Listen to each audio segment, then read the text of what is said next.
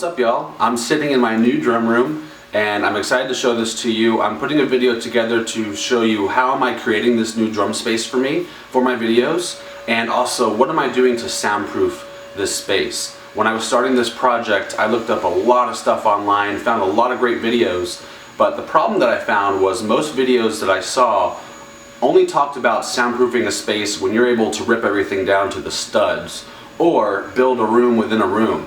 While those are extremely effective, they're very costly, and I just don't have the time or ability to do that in this type of space. So what I'm going to be showing you is how am I soundproofing this area without ripping out walls and all these other things. I'm sort of just adding more to this room. So we'll talk about that in a second.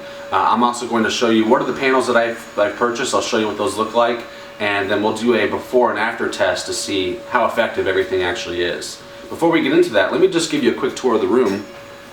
I'll just spin our camera around here. This is a bedroom within my new home, and I've got 4 walls here, of course. These are internal walls. I've already painted this space, and as you can see up there, I've got some wiring that's been put in because I'm going to be having a couple extra wall sconces there as well. Now, this is one of my main concerns, is this wall right here from a soundproofing perspective. The reason for that is I've got neighbors right on the other side of that hedge, and they spend a lot of time outside, and I do not want to piss them off with all the drumming that I'm going to be doing. So one of my main focuses is how do I soundproof this area. So let's take a minute. I will take you over and show you what the panels look like that I put together.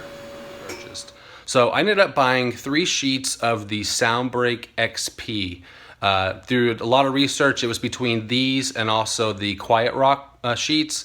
Went with the XPs because, one, they're cheaper, and they were also in stock with the manufacturer. And it sounded from the building supply store that either quality was going to be about the same, so I figured go cheaper. So let's take a look at these. Let me just show you what the panels look like. So this is what the Soundbreak actually looks like. Now what you're seeing here, this is actually 2 sheets stacked. So if I just kind of show you one sheet here at the top, you can see that there's actually 2 plies to this. There's 2 different pieces that are sandwiched in between every sheet that you purchase. So there's 2 stacked on here, and I have that because that's what's going to be in my window itself in the drum room. So I have 2 wedged together, and I actually have some adhesive that I'm going to put in between these just to make sure that they stay put. But that's going to give me a little bit more sound control, soundproofing quality that I'm hoping to achieve. This other piece that I have here, that's almost a 4 4x8 sheet. I had to trim it down just a little bit, but that's going to go on the big open wall that I have right next to where that window is. So I've got that on there just for a little bit extra sound quality. Now the other cool thing is, right behind me, I've got a bunch more other scraps. This is all from the cutting that I've done today. These scraps are going to be great just to kind of put around the other parts of the wall where I feel like there could be a little bit more soundproofing. Also in my closet where I'm going to have one of my cameras set up and my computer. I figured I can throw a couple more panels in there, again, just for an extra sound control piece. So hopefully everything works out well.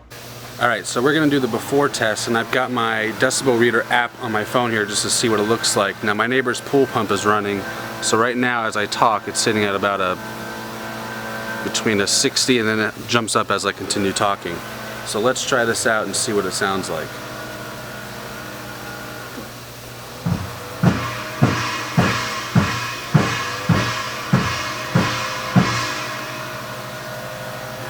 Alright, so it gets up to about almost a 90 or so once the drums come in. So we'll see what this sounds like with the panels in. Okay, so we're here in the finished product of my music room. I really love this space. It turned out pretty great. Before we get into that final sound test, I wanted to just explain something that I changed from the initial idea that I wanted to accomplish here. I did a preliminary sound test outside, and what I realized was that all of the sound was really just escaping through the window. Really not much was going out from the walls here or even up towards the roof area. It was really just that window. So I decided to reshift my focus and try to obstruct as much noise from going out of that window as possible. So I still have my 2 panels sandwiched together inside that window. I wrapped them in a black fabric to sort of just camouflage them in that space. But once I actually put it into the window, I realized that there was still too much space between the panel and the actual windowsill. So what I decided to do is I found a moving blanket, I wrapped up the panel in the moving blanket, and that really allowed it to sort of be wedged into that space pretty airtight for the most part. And then I just scooted that large panel over top of that, so that's what you're seeing in front of the window space there. So let's go outside and we'll see what the finished product sounds like.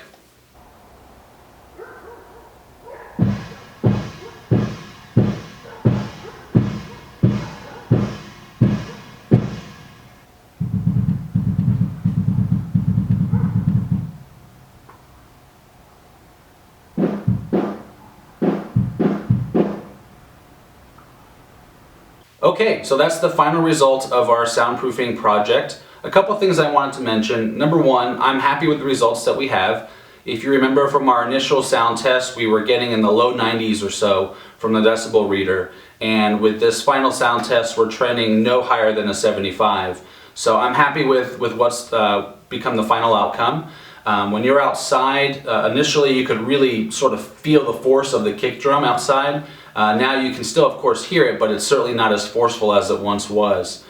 You know, the other thing I want to mention is the only way to really soundproof a space really is to build a room within a room.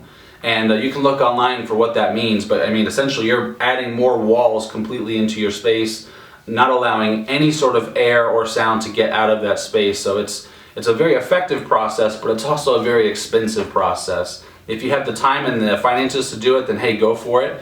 But if you're looking for something to do on a budget, this was something that I was able to do, drop the decibels by about 15 to 20 or so, and the neighbors are happy. So I'm happy, the neighbors are happy. I think all in all this turned out to be a pretty great project. If you're looking to accomplish a similar type of style, these panels, the brick that you're seeing on this wall is not actual real brick. These are 4x8 sheets that you can purchase from Home Depot for like mid-20s or so.